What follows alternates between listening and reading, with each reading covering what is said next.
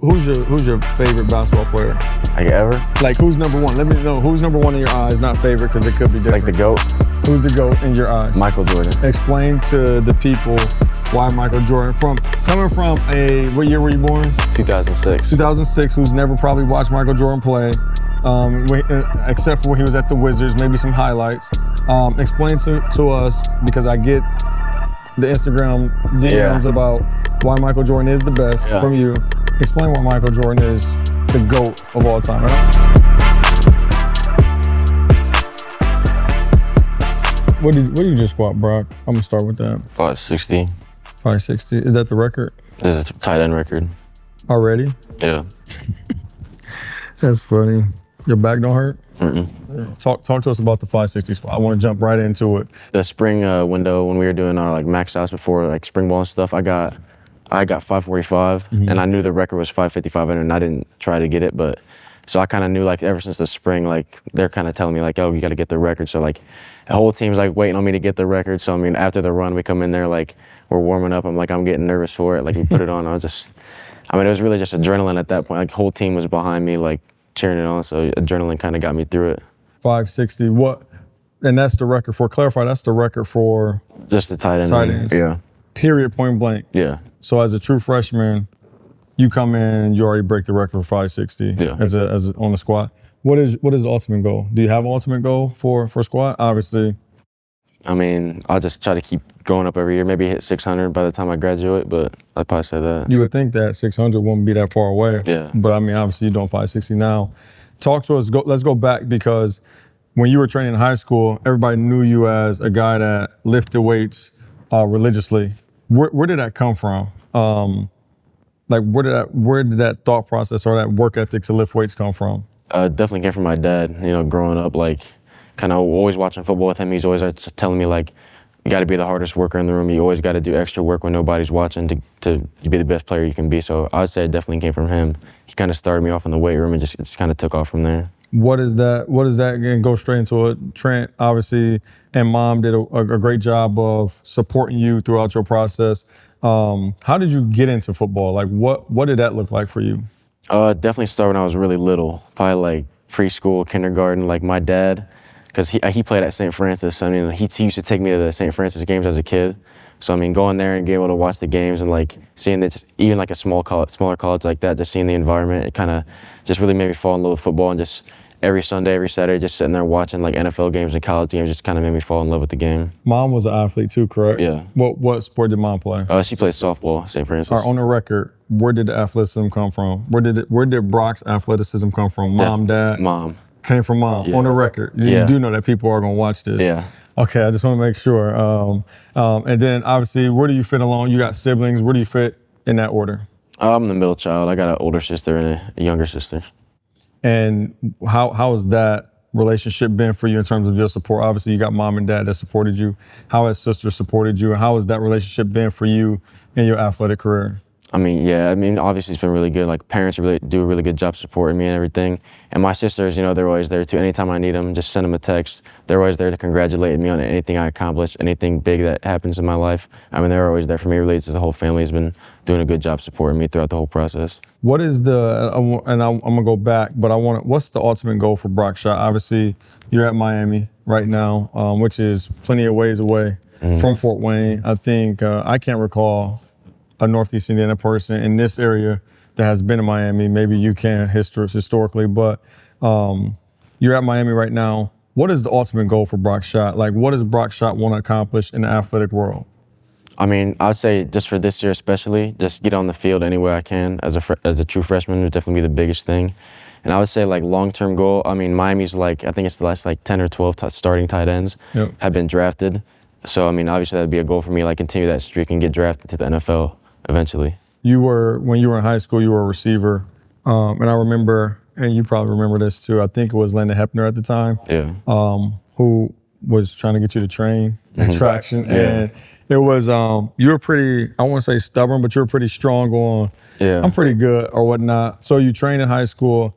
How has traction, not just the training, but how has traction the support and that platform been able to help you throughout your development? I mean, I feel like traction has really been the biggest thing in my development and like my recruitment and everything. I mean, just the people here, like the connections that I've made with people, and just like overall the whole process. Like you guys have been helping me training, obviously, got me to the player end, but it's like more than even the training. It's like the character development sessions where we go through, like talk about the mental part of the game and stuff like that, like setting a schedule, like really making yourself get disciplined and stuff like that. I mean, that was definitely a big part in it too.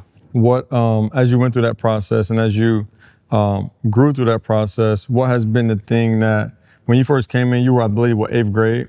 I think so, was yeah. 8th grade or something like that, transitioning. What was the one thing that before you came in, you felt like you really, really needed, and if that need was sufficed or actually met when you went through the process?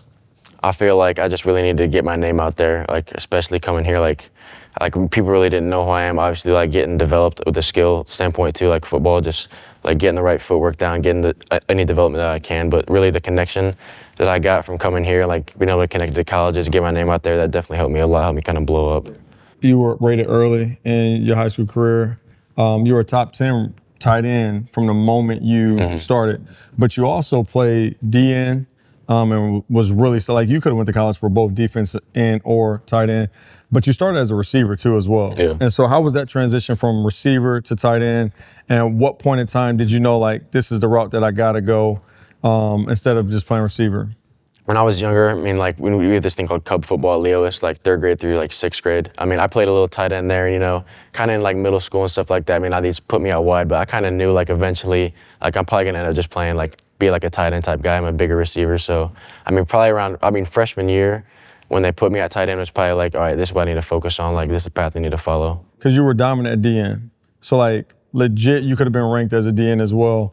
Was that an easy decision or a hard decision as it relates to choosing what side of the ball that you wanted to be on? I mean, at first I was like really just for offense, and then kind of, I think it was after my junior year when I had a really good season on defense, I was kind of thinking like I don't know, maybe defense would be like a good thing. School started recruiting me more for defense.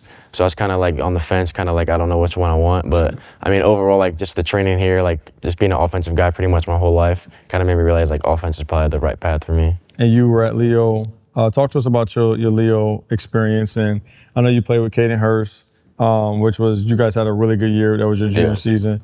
But talk to me about the Leo experience because Leo did a pretty good job as well of utilizing you. I don't think there was ever a time where you weren't utilized from the moment you started playing varsity. So how much of a factor has Leo played in your exposure as well? Because one, you have the resources, the connections, but then two, you got to have film. Yeah. So how much of a factor was that for you? It's really huge, like especially freshman year, being able to start on varsity. I mean, getting film out there like that early was really helpful. I mean, and even on that, my freshman year team, we had like Landon Livingston and DJ Allen on the team. Those are guys that went to like Power 5 schools. So, I mean, having them there to kind of guide me and like help me with my recruitment, just helped me get my name out there and just kind of get my mind right, ready for college and high school and stuff like that.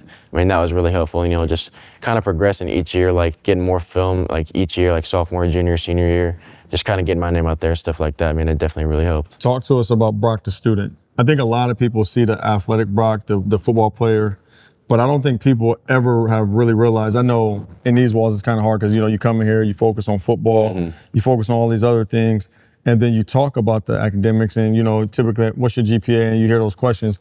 But talk to us about the academic Brock. Like, tell us, GPA was what in high school? I think it was a 3.9, something like that, yeah. What drives you academically? Like, what was it that, because you were pretty disciplined, what drove you academically to do as well as you did? I would say even like when I was like really young, like starting in school, like my parents, like the most important thing for me at school was like make sure you get good grades. Like they're checking my grades, making sure I'm getting my homework done, like anything that needs done, like they're making sure I'm staying on top of it. And that kind of just carried like from like even through like elementary, just kind of carried into high school. I just kind of kept that same mentality. What was your favorite subject in high school or just in general? Man, I don't know. Are we just wired just to get good grades? Yeah, I just got through class, each class, just get through it. What are you majoring in right now at Miami? Business and real estate. Business and real estate. Yeah. Thinking back, what are some things that you have in your mind that if you can do this process over, you will be better at, or some advice that you would have for athletes that are looking to be in the same position as you? I mean, I would say definitely, like, you got to come into college with like a certain mentality. Like, you come into college as a guy who's like Like you just kind of think you're just gonna show up and like just take someone's spot. Like it's not like that at all. Like you gotta show up. You gotta earn your spot. Like you can't just show up and be like, if you're like a big name guy, like a 5-star guy, like you still gotta work. You gotta outwork people. You gotta kind of prove yourself when you get there. So I would say definitely coming in with the right mentality and the right work ethic. Because you were disciplined. You were a guy that you didn't need to be pushed. Yeah. In fact, you were a guy who like, Brock, you may be doing too much. Like you go home and you do this, and then you come here and you do this. How has that shaped you in the transition to college? Because to your point, you got to go to college, you got to compete. It has to be consistent on the field, it has to be consistent off the field. How has that shaped you, and how easy was it to transition to college based on having that discipline in high school? I think that was like the biggest thing that helped me like transition into college, like having that like work ethic and like mentality. Like you got to be like the hardest worker in the room. You gotta try to outwork everybody. Like especially like coming in as a freshman, like you want to prove yourself. So I mean, having that mentality to like outwork everybody and compete no matter what. Like compete to like during sprints, like you get first every time. Like try to run as hard as you can every play. Like just that mentality definitely helped me in college for sure. What has been the greatest achievement that you've had in high school? Obviously, you're just now starting college, and we got some ways to go from there.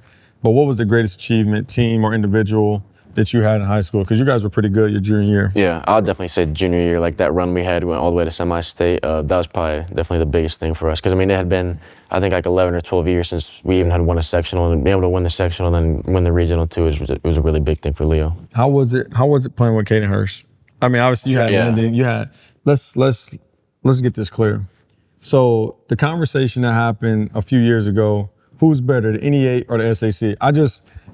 It came in my head. I want you to clarify, what's your thoughts on that? Because you guys had you had Caden, you had Strat Fuller, you had Mylan, Ajani. I mean, you guys were loaded NE8, which is a little bit unusual, historically. So talk to us about that. Like, what would the NE8 have done to the SAC when you were playing? If it were All-Star versus All-Star. If it was All-Star versus All-Star, I feel like that's a pretty good matchup. I mean, we had a lot of big-time players. They did too, but you're done with high school now. You can be honest about I think the NE8 is winning that game.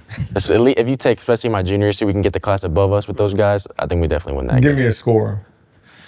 It'd probably be like 35-20, something like that. And are you playing tight end and DN? Yeah, I'm playing both. All right, give me your offensive lineup. Give me your offensive lineup with your junior class and the senior class. Give me like, it don't have to be all linemen, but give me a quarterback, give me your skill positions. What does that look like? I'm trying to think of a quarterback. We could probably go. I'll just go Kyler, our quarterback, because he had a really good season junior year. And the receivers, it'd be me, Mylan, Caden, Stratton, and like Landon, Cam Zeisloff, all any of those guys, and Johnny, they all rotate in. Like we would never fall short of receivers.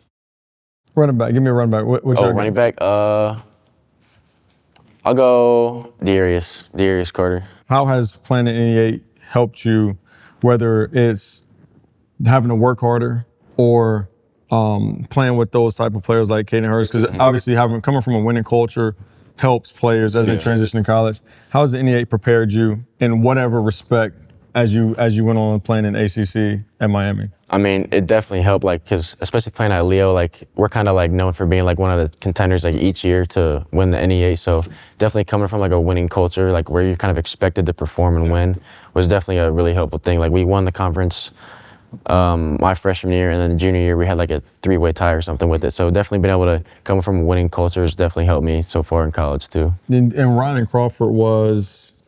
How much older was Rylan than you? He was a senior, I was a freshman. Okay, so he is old. Yeah. Okay, he's old. He's old, yeah. Okay. Talk to us about the Leo community, right? Like, you have communities that are kind of dispersed everywhere. You have certain communities that start from the foundational level and just kind of build up. How has that Leo community helped you in terms of the family orientation, the football, playing with those same guys consistently throughout the course of your time? What was that experience like being from that community? I mean, it really helped. Like, especially my freshman year, I think was like really significant. Like being on a team with like Landon and Rylan and like DJ and all them, because they kind of helped like push me in the right direction. They kind of brought me here. Like Rylan, like coming in and training with him, working with him giving me like advice. Like he really helped me get better at receiver from a skill standpoint and stuff like that. So, I mean, just having those people around and that type of culture at Leo has definitely really helped me. And DJ Allen is at Rutgers. Landon Livingston is at West Virginia. Rylan's at Illinois State right now. and then obviously Caden's at Ohio. Yeah. And so you have really good caliber of players. Zeisloff is, I think, at Indiana Wesleyan. And then Landon Hepner is at Army. Yeah. So you have a good group of players that have walked through those halls and, play in that program. I think that you were at a point where, to make the decision to go to Miami was it was different, amongst Midwest individuals, because you had the opportunity to also go to Ohio State. And so talk to us about that whole recruiting process. And, we just had a podcast with Jaquaden where we talked about like everybody wants to be recruited until you get to the recruited part. Yeah. And you got to make decisions. You got to tell coaches no. You got to be able to balance out the decision and the thought process. How was your recruiting process? I mean, like when you I remember getting my first offer. Like it was Western Michigan. Like right after school, like coach calls you, like he offers you, like it's like one of the most exciting moments of your life. Like, and you keep getting offers, like they keep coming in. You're like, oh man, like all these schools want me. And then as it progresses, you start taking these visits, and you kind of realize where you want to go, where you don't really like, and then having like to call coaches and like be like, this isn't the place for me. Like that was definitely like really tough for me, like especially like because you're building good relationships with all these people and having to call them and be like, hey coach, like this isn't for me. Like that was a really hard thing to do, especially calling coaches like when it got really narrowed down, like calling like Ohio State, like Iowa, the schools that I was like really considering too. Like that was definitely like one of the hardest parts of the recruiting process. What were the values that shaped the decision that you made? Obviously, I know you're a family-oriented guy, and you go from here to Miami. What did Miami do? And obviously, Coach Waddell. What did they do to secure Brock Schott, as a football player? I mean, going down there, I think being able to to see what they're doing for the future, really. I mean, because you see the classes that they're building, they're getting some of the best recruiting classes in the country each and every year. So, being able to see Cristobal came from Oregon. He had a really good career at Oregon, and then seeing what they're going to do in the future really kind of helped bring me in. And seeing that their last 10 or 12 tight ends or something have gone to the NFL that have started, that was also another thing for me. Going somewhere where a tight end is going to get utilized was definitely a really big factor for me. When did Miami become the leading school? Because I know when we went down there, I think it was May of 2024. Was it last? It was. Or the summer before? Yeah, I think it was 23. Yeah, so we went down there and we were on a visit. You were with your mom, and I think you were with your sister. Was it? I know mom was there. Yeah, I think it was just my mom. Yeah, so mom was there, and we went there and we were visiting and we got to see it. When did Miami become the leader in your recruiting? I would say probably after, it was probably towards the end of my junior season.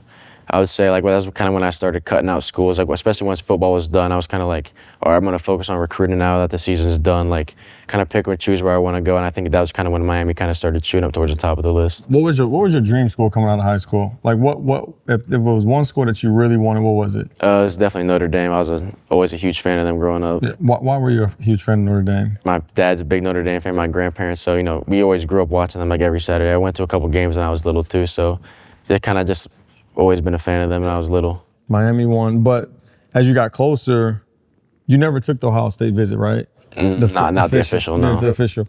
But Coach Bailey was pretty strong in the process, wanting to get you. Talk about that experience, because how hard is it to pass up no to Ohio State? I mean, everybody in the country, when you think Ohio State, you think premier program, you think supreme program. It's all of these thought processes that go on. But to reject or say no to an Ohio State offer, how hard was that? That was by far the hardest part of my recruiting process, definitely saying no to them, because, I'd been talking to them for I think almost 2 years at that point. They hadn't offered me yet, and when they had finally offered me, I was kind of well, Ohio State, Miami was kind of up there, and then it was Ohio State. I kind of knew as soon as they offered me, it was either going to be Miami or Ohio State. So kind of having to just wait it out, take a couple visits, and just keep talking to the coaches, it was definitely the hardest part of my process, probably making that final decision between those two. Yeah, because Bailey, obviously from a tight end standpoint and just a ball standpoint, Bailey's obviously one of the young, brightest coaches out there, and he's been doing it for a while. I think he's been at every single level in college football as it relates to the position within a program, and he just worked his way up. Now he's the co-offensive coordinator, I believe. But Coach Waddell is also a phenomenal coach. Yeah. How is that? I mean, I know Coach Waddell was really, really hard on you. He was I mean, Coach Waddell was every day, yo, Brock is my guy. I love him. I'm trying to get him. How has that relationship matured as you transition into college? I mean, you know, a lot of people talk about like when coaches are recruiting them, they're like show them all this love, and they're like, and then they get to campus and the coaches like completely switch up. I mean, with him, it wasn't like that at all. Like he was the same person like with recruiting, and like as soon as you get there, like he's not to like he helped guide us into the process. It went really smooth, and you know, being able to take visits to kind of see how he was like in the tight end meeting room and with the practice and stuff like that definitely really helped too with that decision. You kind of seeing how he is. In recruiting and at practice and stuff like that. So, I mean, he's definitely been really good since I got there. What has been the hardest part in the transition for you as a student athlete who has done well academically, has done well athletically, and then you transition like we all, you know, all players who go to that level, transition from being the top guy to just being a guy that has to now really work way more than they've ever had to work to become that guy. What has been the hardest part in the transition for you? I would say probably like time management. Probably like, you know, getting there, like spring ball kind of starts like about, I think it was 2 months after we get there, get 2 months of like working out. And then like when spring ball came around, you got practice, you got go watch extra film, you got workouts, and you got to balance that with school and like homework and stuff like that. So I would definitely say time management, like being able to manage your time, get everything done in a day, kind of make a strict schedule for yourself was probably like the hardest transition for me. How long did it take you to make that transition? I think it took like a couple weeks to finally get comfortable with it. We talked about a little earlier, academically, what does classes look like for you in college? Obviously, you hear a lot of people say, well, you know, some people say college is easier, college is harder, but talk to us about how is your college schedule? It wasn't bad for the first semester I was there. I mean, for spring ball, I mean, my classes were pretty spread out in the afternoon, so I didn't have to worry about like rushing after practice to get there. But for me, mine was a private school, so the class numbers, I don't think I had any class with more like 25 or 30 students in it. So it's almost like sitting in a high school class again. So I mean, you kind of be able to almost pay more attention if there's not so many people in there. And I mean, it wasn't too bad at all for me. How has it been so far away from home? You kind of get used to it. I mean, at first it's kind of like, it feels a little weird. Like there's like, you don't really know anyone yet when you first get there, but you just kind of adapt and you just kind of get used to it. What is it like playing under crystal ball? Obviously, you've only been there for a spring, but you can get you get a really good picture of what a coach is like, even through that process. What has it been like playing under Coach Cristobal? I mean, so far it's been really good. I mean, he's he's on top of everything. Like you mess up, like he's gonna get you right. Like the team is like the main thing with him. Like all he cares about is winning. I think like this year, like the expectation is to like go undefeated, win the ACC championship. Like that's what he expects from us. So, I mean, he's got high expectations. He's a really good coach. So, I mean, I think this year will be really exciting. What are your goals this year as a freshman? What do you want to see yourself achieve? I definitely want to get on the field as much as I can, like any way I can possibly get on the field as a freshman. As you go through Miami, you see people like Kellen Winslow. I mean, I know they got a lot of great tight ends that have came through. Being a tight end position, that's like, do you see this pressure? You hear people say it's a privilege, like what do you see that as, like being able to having to work at that standard or really play at that standard? I mean, I think it's just a great opportunity. Like when I was getting recruited, I got to talk to Greg Olson. I mean, he's obviously one of the best tight ends to ever go there. So, I mean, he was kind of able to talk to me, kind of get my mind right to see what to expect from Miami, kind of just like living down there. So, I mean, I think it's just a privilege to play down there, play a tight end there. A lot of people claim it's tight end U. So, I mean, That's pretty exciting to be able to play down there. Coach Beard is one of my, Coach Beard goes beyond the football field for me. So I met Coach Beard when he was at Toledo, when Jalen was there. And he was one of the realest people that I've known in that industry. And it's not even about football to him. That's just what he does. But that's not who he is. How has he helped you in your transition? How did he help you in the recruiting process? What was his involvement in Brock Schott? I mean, he was one of the guys who came up here and helped recruit me too. Like I remember he came to the school one time. He gave us kind of like a nice little speech about like loving the game and what it really means to like love football and stuff like that. So, you know, getting there, he's been really helpful, especially from a skill standpoint.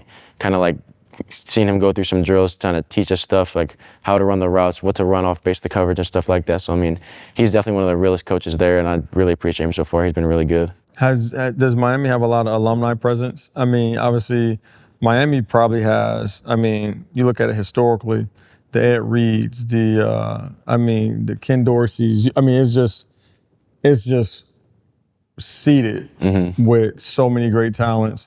Ray Lewis, but how is the involvement with those type of coaches? Do they come back? Or I'm sorry, players. Do they come back? Do you get to have access to them? Do you get to talk to them? Do they come back and talk about tradition, history?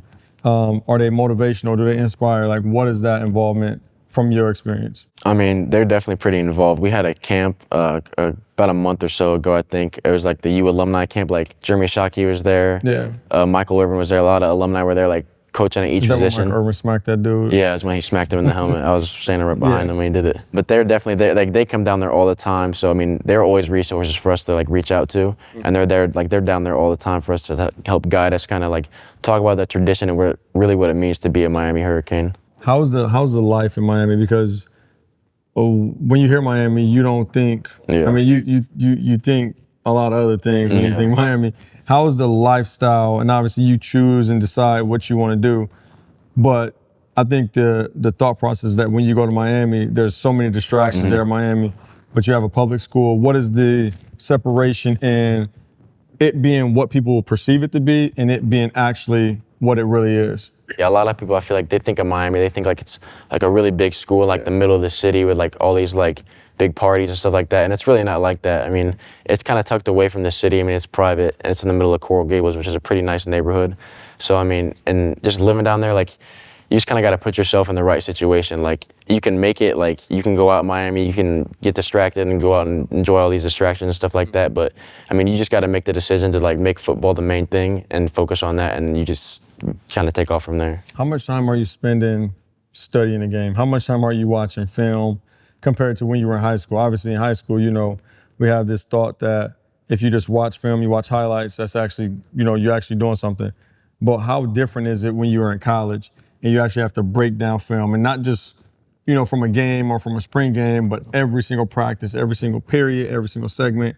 How different is that reality for you and how much are you studying? I mean, you study like high school, you just kind of show up like Saturday morning, you just kind of watch the film, you go through it one time, you don't really pay attention that deeply, but I mean, like, you get there, like, every practice recorded, like, every step you take, like, you're analyzing every step, like, how can I make this step more efficient, how can I get my feet in the ground quicker? I mean, like, you really watch everything, like, going in there, like, especially after we watch film, like, going in there trying to see anything extra you can catch on film to improve on. It's like, whatever high school was, you got to multiply it by, like, 20. It's, like, way more intense than that. Have you had your, I don't know if this is for me moment yet?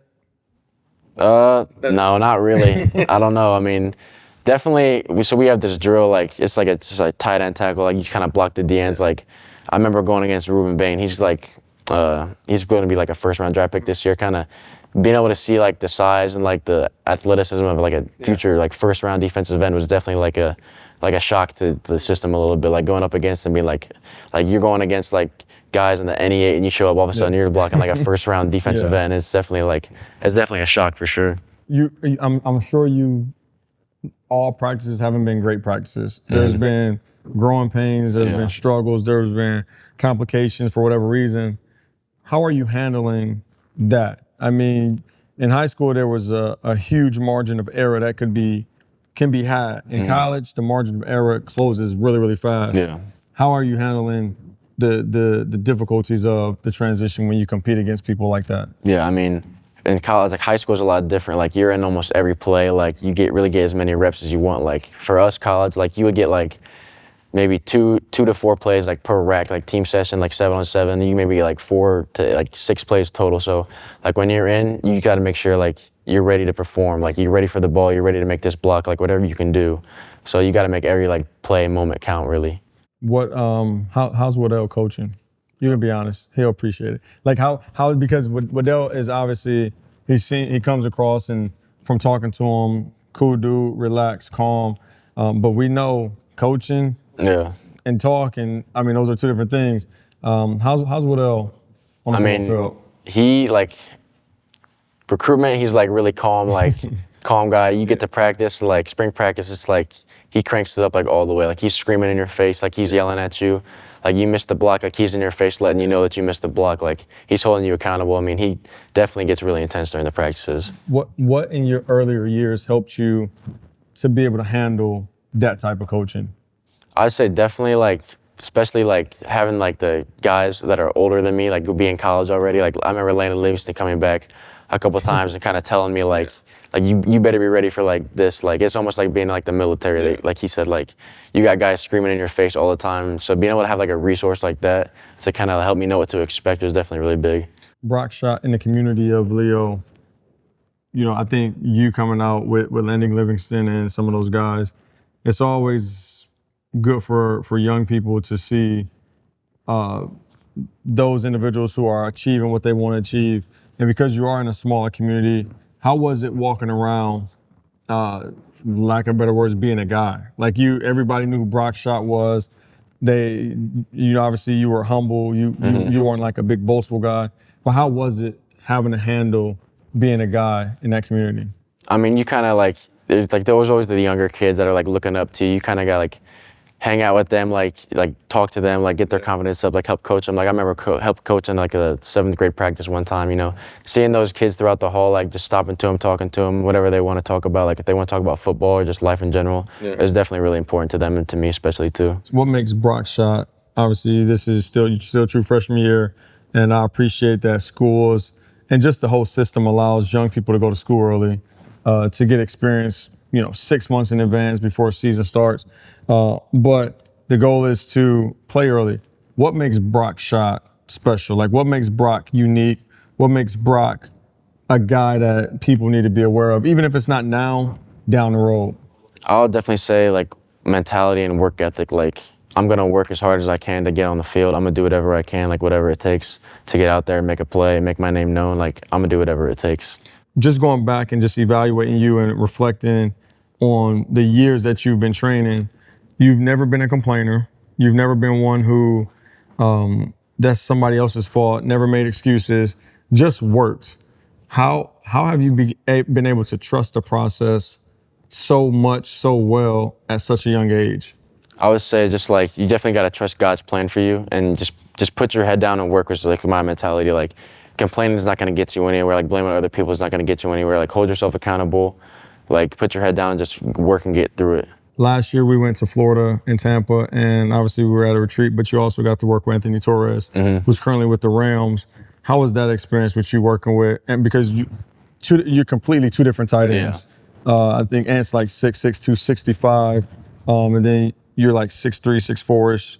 Around what you about 245 right now? 240, 245. 240. What did you go into high school? I mean, going to college. I was like 225, 230. 225, so you still like put on weight. Yeah. What was it like working with Anthony? It was definitely really, like I never really worked out with I'm always working out with receivers, so being able to work out with a tight end and kind of see how he's moving and how he like handled his college career. Like I remember watching some of his highlights and like being able to see him go to the Rams and like coming in here and working out still, like it was definitely really, really cool to me. What is the one thing that, if you can achieve in your college career, what is the one thing that you would be most proud of if you can achieve it in these next 3, 4, 5 years? I would definitely say bringing a national championship and an ACC championship to Miami. I mean, they haven't won an ACC championship ever, and they haven't won a national championship in about like 25 years or something. So just be able to win a championship for them would definitely be really special. Talk to us a little bit about your faith. Obviously, you are faith-driven, and you're like subtle with it. Yeah. Like, you'll see you post, quotes or scriptures and whatnot. But talk to us about your faith, because I think that faith is critical just for people in general. Yeah. And I think that's been a strong foundational principle or key in your life. Talk to us about how that's helped you throughout this process as well. I mean, it's definitely helped. Like, you just kind of, like, they always say, like, trust God's plan, like, what he has in store for you. I mean, being able to come from, like, the Christian home and then come in here, like, this is, like, a really Christian culture, and especially at Leo, too. Like, we pray before games. Like, always being surrounded by, like, other people that are faith-driven is definitely really important. Just kind of keep the faith around you. Keep it always, like, at the front of your mind. Like, just keep pushing and just follow God's path. It's definitely just one of the biggest things in my career. And I know you obviously trust God's plan. Talk to us a little bit about how do you trust God's plan for you? Because it's easier said than done. Because we can throw scriptures out, we can recite them and whatnot, but to actually follow them and try to live them, how have you been able to trust God's plan? Like, what is the application process? What are maybe some exercises that because there's a lot of faith-driven athletes that maybe want to get closer, are working towards that process. But then there's also some who are just, they don't understand how that can play a huge role in their athletic career. You gotta obviously put the work in. You gotta like put your head down and work, and like whatever happens, like you get injured, like you just kind of gotta trust like God, like you're gonna come back stronger and better than ever. Like I remember I had my hip, had to get surgery on it, so that's just part of God's plan. Just like you gotta kind of like a minor setback for a major comeback mentality. Like anything that happens, like you can't get mad about it, you can't throw a fit about it, be negative. Like you just gotta trust that it's just part of the process, and you just gotta keep pushing through it. So, as you pastor, preacher in the future? Nah, I couldn't do all that public speaking now. So what is a moment in your career where you had to really show forth, show forth your character? Like what moments really stand out to you? I would say our junior year, it was a sectional game against East Noble. It was a really close game. Like I think it might have been a tie game or something at halftime. Like this was like an intense game. It's kind of like being able to like be an encourager for the team, like really become like that. I remember that was the night, like I kind of like really became like a leader for the team. I feel like, you know, kind of realized like I got to step up, like get this team ready to go. Like we need to win this game. And you end up winning. Yeah. SemiState, and you played against, at that time, well, SemiState, you guys went against Northwood. Yeah. And at the time that was Nitro, who played. What was the score of that game? I think it was 44 to 33 or 34, something like that. How was it? I know you were a junior, Caden was a senior. How was it for you at that moment being so close and falling short? And I think that was Dorfler's first or second year? Second year. It was his second year. So he came in from Northrop, from a program that was okay.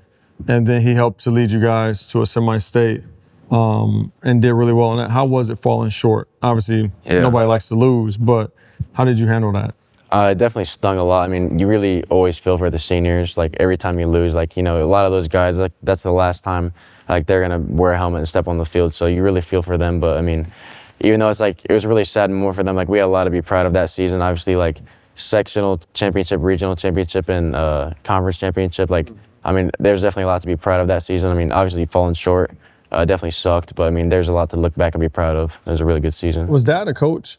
Or no, Dad wasn't a coach. He coached like younger, like middle school, like cup football, stuff like that. Were you playing when he was a coach before him? Yeah. How was it being the son of a coach? How was that? I mean, it's definitely different than like just having like another, like, especially when you're like younger, just having like another kid's like dad come in. Like when your dad's the coach, like, you know, like he's gonna be on you, like he's like, he knows what you're doing at practice, like you can't be slacking off. So him being there definitely like helped kind of create like a mentality, like I can't be slacking, I can't fall short. Like you definitely got to work really hard. How did you handle Trent? How did you handle Trent? Because Mr. Schott was a necessary person. Obviously, he's your dad, but the way he approached this whole process, I mean, he was a huge advocate of you. Yeah. But he also was very making sure that you were doing everything you could. At what point in time, or how did that make you feel? Because most children at some point get resentful of their dad or a parent or a guardian because they're on them so much.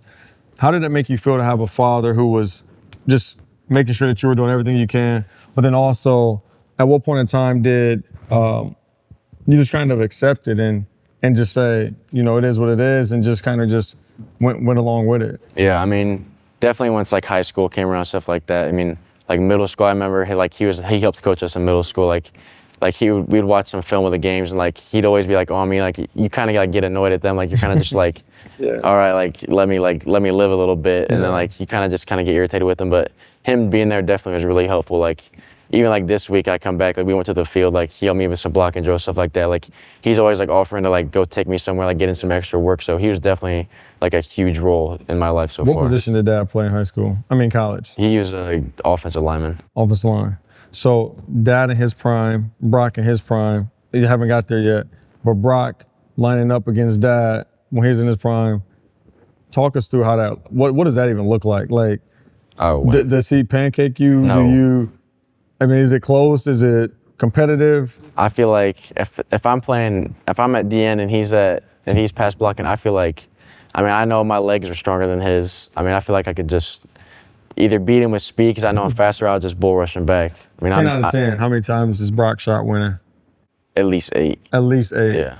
Okay, not even close. Yeah. Okay. Okay. Cool. Well, Trent, there you go. I mean, I think he'd probably have something else to say about that. Real quick, before we get off, I want you to go on record and talk to me about this best basketball player deal, because I know we've had our little debates and arguments, and Trent is a full-fledged. Who is he? He'd be like Dennis Rodman. So he's not in this conversation. No, he's not in it. So he's out of it. But who's your favorite basketball player? Like ever? Like, who's number one? Let me know who's number one in your eyes, not favorite, because it could be different. Like the GOAT? Who's the GOAT in your eyes? Michael Jordan. Explain to the people why Michael Jordan. Coming from what year were you born? 2006. 2006, who's never probably watched Michael Jordan play, except for when he was at the Wizards, maybe some highlights. Explain to us, because I get the Instagram DMs about why Michael Jordan is the best from you. Explain why Michael Jordan is the GOAT of all time. And I'm not going to agree or disagree. I just want to. 6-0 in the finals, never lost. All the scoring, like he accomplished way more than LeBron did in like half the time. Okay. So he's more efficient than LeBron. Okay. And that's just clear cut. He's efficient, more undefeated in the championship. Better scorer, better defender. Okay. Who's your favorite basketball player of all time? My favorite basketball player of all time. I don't know. Growing up, I always really liked watching, like a current player, I would probably say like Kawhi Leonard. I always liked watching Kawhi Leonard. That makes sense for you. That makes sense for you. And then you play basketball too as well. I don't want to put you on blast about playing basketball, because, I guess you were okay at playing basketball, but you come across as a Tyler Hansbrough, in my opinion. Meaning that you were a real hard worker, great rebounder, real rough and raw, like how you scored. It wasn't always the best looking, but it got the job done. Yeah. Talk to us about your basketball career, because, you played like a football player. Basketball when I was younger was probably my favorite sport. I always played like AAU and stuff like that until like I think 8th grade I stopped. And, high school started. If football didn't take over, I probably would be playing basketball somewhere. But football took over, so. What position? Anywhere. So as a 6'4", let's give you 6'4". Let's just say you 6'4". Let's even give you 6'4 and a half, 6'5". Who can't dribble. I can. In a sense of really dribbling the ball. Can't dribble. Can't shoot. Tell me where Brock is playing basketball at. Probably like Duke.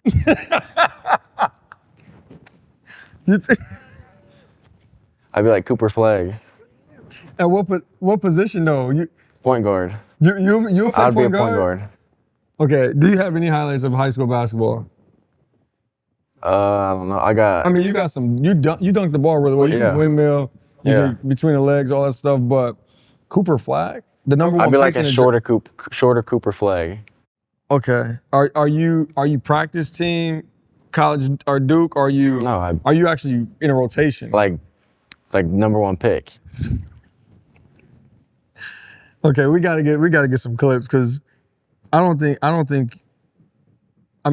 you'll be a starter on the intramural team. But that's just my opinion. I could start right now. That's just my opinion. I don't think you have what it takes. But here you go, a delusional football player who he think he play basketball. They're scattered all across the country though. Most football players think they can play basketball. But we're gonna get some highlights of you, so we can send it out to as well. But you definitely are Tyler Hansbrough. It's solid. He still got drafted. No, I don't know if he got drafted, but he played in the NBA. Yeah. So it's solid. He was 6'9", 6'10" though. So you also had the opportunity to train, and he had the opportunity to train with you when he was in high school. He ended up going to Notre Dame a year earlier than you, went to Miami. But first game of the season, Miami, Notre Dame. I don't want to say convicts versus, is it Catholics? Yeah.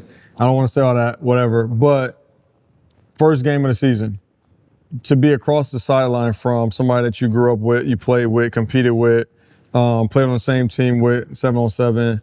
What is that experience? What is that experience going to be for you? Like, what do you look forward to in that game. Obviously winning. Yeah. But what is that thought process going into that game? I mean, I feel like obviously growing up being like, obviously I grew up a Notre Dame fan, like that was the place I wanted to go. So obviously just playing them like first game, like college career, like that's definitely a big deal to me. Like that'll be really exciting for me, and being able to look across the field and like see like a guy I grew up like training with and stuff like that, like that'll just see like light the fire. Everyone, like the atmosphere in that game is probably gonna be like crazy. All the fans will be there, the stadium will be packed out. So I mean, I'm just excited to just feel the atmosphere of like the first real college game. Where's the game at? Game's in Miami. In Miami, and it's at the Hard Rock. Hard Rock. Yeah. Okay. And after the game, obviously whether win, lose, there's no draw on this, whatever. But win, lose, you got to get the picture with them. Yeah. There's no jersey switching in college, so you can't do that. Yeah. But definitely got to get the picture with them. I know Tay and Mylan, true freshman year, went to national championship game. Both got to experience it. So now we have another player and you that you know, that's get to go and play against another player. So that should be something really good. It's tough because it's in Miami. You two play. Mylan plays against Texas, which are two of the biggest games in college football opening week, outside of week 0. And then you have Caden Hurst. You have all of these players sprinkled out playing at different schools. So that's going to be pretty exciting. And so I thought about going, trying to find my way down there to go see it. But too many people are playing, so I think I might sit at home. I got to watch it at home. But I'm pretty sure it's going to be a great experience for you, great experience for him. Tay's back in town right now. And so I'm pretty sure you'll see each other the next couple of days. But it's definitely going to be a game that I think everybody's going to be looking forward to. And then obviously with Miami, you know, ending the season the way they ended, everybody's going to be excited and anxious to see how do they start this season. And to prove it against a school like Notre Dame is going to be a pretty big deal. So